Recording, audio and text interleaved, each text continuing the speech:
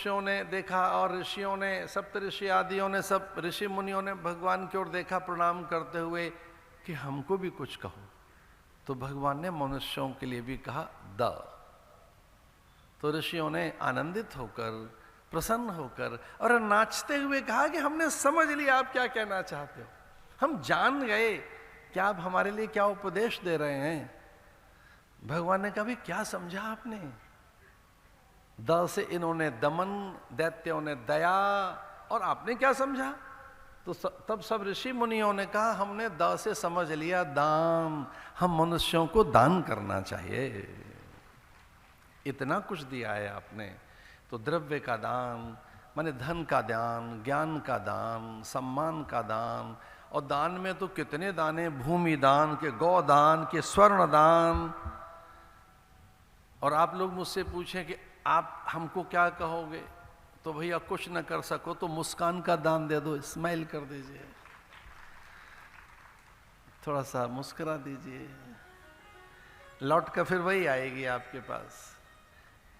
अगर आप रो पड़े हैं तो सच मानिए दूसरा तो नहीं रोएगा आपकी वजह से, लेकिन आप हंस पड़े हैं तो दूसरा हंस जरूर जाएगा। आपने कुछ अच्छी बात कही है तो अच्छी लौट कर तो आएगी, लेकिन आप कुछ बुरी चीज दे रहे हैं तो लौट कर फिर वापस कोई बुरी चीज देगा, ये कठिन है कहना। दान, दान। तो यज्ञ नारायण घर में आ गए और दान देना सीख लिया। आप जानते हो दान किसे कहते हैं? विद्या का दान। ये गुरु विद्या का दान करते हैं। देवानुग्रह हेतुकम, ज्ञान तो दान में मिलता है।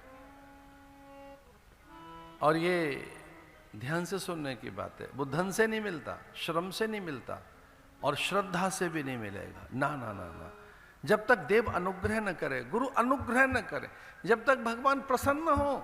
दान तो ये ज्ञान का दान, ये अनुग्रह दान, देवानुदान उनकी कृपा से ही प्राप्त होता है।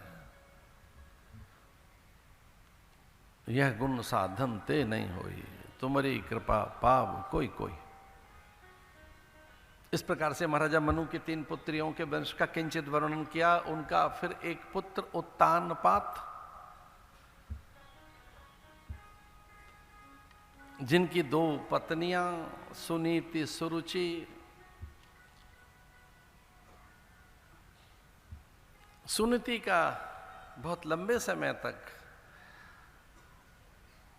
सुनीति के जीवन में संतान का न होना, इस कारण उन्होंने सुरुचि से विवाह कर लिया। और इन शब्दों से ही पता लगता है कि क्या हो गया होगा, राजा के जीवन में क्या हो गया होगा। नीति को त्याग कर रुचि के साथ जीवन बीत रहा है, नियमों को तिलांजलि देकर, नीति को की उपेक्षा करके, नियमों को शिथिल कर। सर्वाधिक शक्तिशाली वही होते हैं जो प्राकृतिक नियमों का, सिद्धांतों का, पर्व और परंपराओं का, मूल्यों का आदर करते हैं। जो नीतियों को त्याग दें, तिलांजलि दे दें नीतियों को। देखो, नीति के बिना जीवन नहीं चलेगा। नीति माने पॉलिसी। घर के लिए भी नीति कोई होती है, घर की नीति, युद्ध की नीति। युद्ध भी बिना नीति के नहीं जीता जा सकता। जो बिना नीति निर्धारण के, बिना व्यूह रचना किए, बिना कूटनीति के, व्यूह चक्र बनाए बिना, बल और सैनिकों का संयोजन किए बिना जो युद्ध करते हैं वो हार जाते हैं। ये नीति चाहिए हर बात के लिए, वो राज की नीति हो, गृह नीति हो, युद्ध नीति हो। ये राजनीति बहुत बड़ी चीज है। राजनीति ऐसे नहीं है कोई सांसद बन गया है और साहब को मंत्री बन गए तो ये खाली बैठे। हाउस में क्या बिजनेस करते हैं पता तो लगाओ। ये सब सांसद बन गए तो मौज ले रहे हैं, लड्डू खा रहे हैं। भैया नहीं, लड्डू नहीं खा रहे। एक सांसद बनने के बाद, एक हाउस में बैठने के बाद पॉलिसीज कैसे बनाएंगे, उन समितियों में बैठकर किस तरह से अर्थ की नीति, उद्योग की नीति, व्यापार की नीति अथवा विदेश की नीतियां कैसे निर्धारित होंगी, सुरक्षा स्वास्थ्य के लिए खाद्यान्न के लिए अचानक विपत्ति और कोई आपदा आ गई तो देश में किस तरह से उस विपत्ति का निवारण होगा, ऐसे घर की नीति, घर की भी एक नीति होती है। बहुत कम लोग उसकी पॉलिसी बनाते हैं, बड़े लोग बनाते हैं, माता पिता पॉलिसीज बनाते हैं कि बच्चों को कितना बताया जाए, कितना न बताया जाए, गर्भवती स्त्री को कौन सी बात सुनाई जाए और कौन सी छुपाई जाए। घर में माता पिता बूढ़े हो गए हैं और यही सब कुछ है, सर्वस्व हैं माता पिता हमारे। माता पिता हमारे तीर्थ हैं, पर हानि का समाचार उन्हें बताएं क्या, दुख का समाचार, दुर्घटना का समाचार। क्या सच में बूढ़े माता पिता को ऐसा कोई समाचार दें कि वो आहत हों, व्यथित हों, चिंतित हों, दुखित हों, अकारण ही उन्हें बहुत अधिक कोई रोग घेर ले और उनके प्राण चले जाएं? नीति रखिए भाई, घर में कोई गर्भवती स्त्री को कौन सा समाचार देना है, अतिथि अभ्यागत के सामने कौन सी बात करनी है।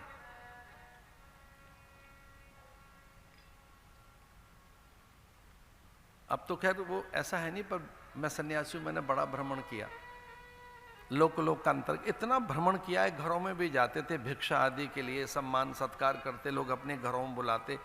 कई बार तो एक बड़ा संकट मेरे सामने होता, अभी किसी घर में जाकर ढंग से बैठे नहीं है और वहां लोग शुरू हो जाते, हमारा बुद्ध हुआ पढ़ता नहीं है, किसी काम का नहीं है, इसे समझाइए, ये बिल्कुल बेकार है बालक, बुद्ध हुआ है, मिट्टी का माधव है हमारा, देखिए परीक्षा सर पे है तो पढ़ता ही नहीं है, उधम मचाता है, उपद्रवी है, हमारा पूरा घर परेशान है, किससे, इससे।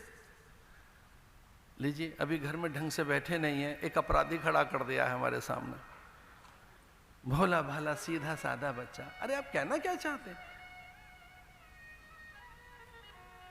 और चाइल्ड साइकोलॉजी ये कहती है कि किसी भी अपरिचित व्यक्ति के सामने अपने बालक के दुर्गुण मत बताओ, उसकी दुर्बलताएं मत बताओ, उसकी कोई नेगेटिविटी मत बताइए। न मैं बालक को जानता, न बालक मुझे जानता, अभी ढंग से बैठे नहीं है उनके घर में और घर के लोग सब शुरू हो गए, महाराज देखिए परीक्षा सर पे से को पढ़े, ये पढ़े। भाई मैं तो अपरिचित हूं, आपके कहने से नहीं पढ़ रहा है, और मैं अपरिचित, मेरे कहने से कैसे पढ़ेगा? छोटे बच्चों के सामने कौन सी बात कहें? पॉलिसी, नीति।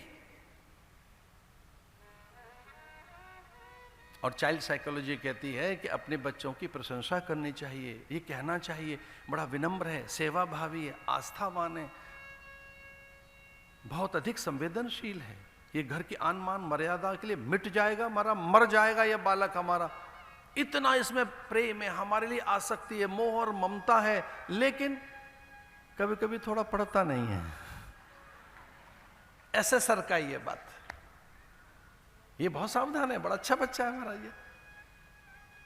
ये बहुत अच्छा है, लेकिन थोड़ा सा उतना ये फोकस नहीं कर पाता। फिर तो थोड़ा विंडो मिले हमें, हल्का सा रास्ता मिले बात करने का। लीजिए